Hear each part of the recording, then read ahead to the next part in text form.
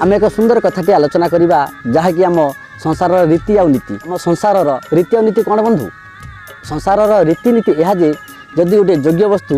अयोग्य निकट को जाए से अयोग्य हो जाए जदि गोटे अयोग्य वस्तु योग्य निकट को आसे से योग्य हो जाए केमिति बंधु उदाहरण स्वरूप विष विष देवदेव महादेव कंठरे स्थान पाइला भूषण रे परिचित है अमृत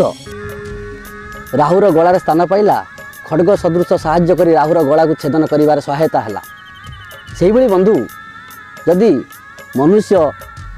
कुमनुष्य जड़े सुमनुष्य निकट को गले से मध्य सुमनुष्य हो जाती